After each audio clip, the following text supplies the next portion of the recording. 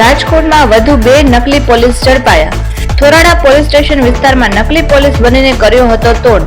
ફરિયાદીને Bhavnagar road પર કેમ તું ખોટા કામ કરવા આવ્યો છો તેવું કહી કર્યો તોડ. ફરિયાદીને ડરાવી 23,000 રૂપિયા પડાવ્યા. આરોપી સલીમ ઉર્ફે જીગો ઠેબા વિરુદ્ધ અગાઉ પણ 7 ફરિયાદ નોંધાઈ છે, જ્યારે સગીર આરોપી સામે પણ 2 ગુના દાખલ થયેલા છે.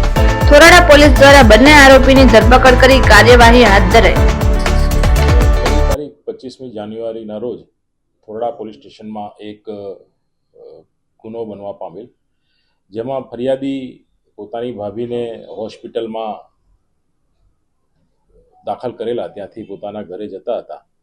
દરમિયાન તેમને ઓવરટેક કરીને પાછળથી આરોપીઓ આવેલા અને ફરિયાદી ખોટી જગ્યાએ ઊભા રહ્યા છે તેવી ધમકી આપીને પોલીસ કેસ કરવાનું એમને જણાવેલું, અને પોલીસ કેસ ના કરવો હોય તો અમને ગૂગલ પેથી પૈસા આપો, તમારી પાસેના પૈસા આપો, એમ કરીને એની પાસેની એક્ટિવાની ડિક્કી ચેક કરતા એની ભાભીના સારવાર અર્થે એમની પાસે રાખેલા 25,000 રૂપિયાની ડિક્કીમાં હતા.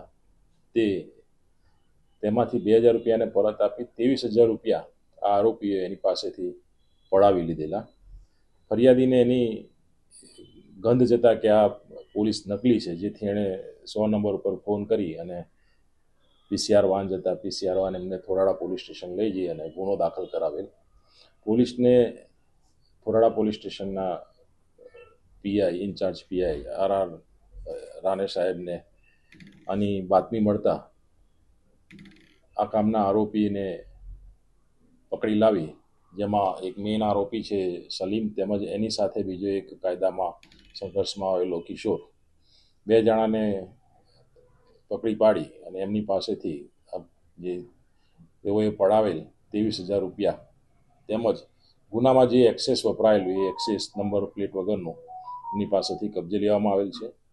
મુખ્ય આરોપીને અટક કરી અને તેના રિમાન્ડ મેળવી અને આગળ વધુ પૂછપરછ એની ચાલુ છે.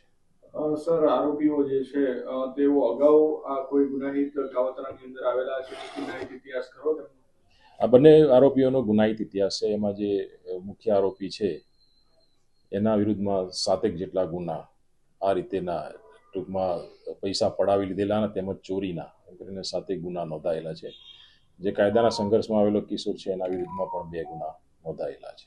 આ લોકોની એમો શું હતી? નકલી પોલીસ તરીકે કઈ રીતે આ લોકો ફરિયાદીને જેવી રીતે પોલીસ કેસ કરવાની ધમકી આપીને ફરિયાદી ડરી જાય તો એની પાસેથી આ રીતે પૈસા પડાવીને ગુનો કરતા હતા. સર, કઈ કઈ કલમ હેઠળ કાર્યવાહી કરવામાં આવી? એમાં BNSની કલમ 308(2), 115(2) અને 54 મુજબનો એમના વિરુદ્ધમાં ગુનો દાખલ કરવામાં આવ્યો.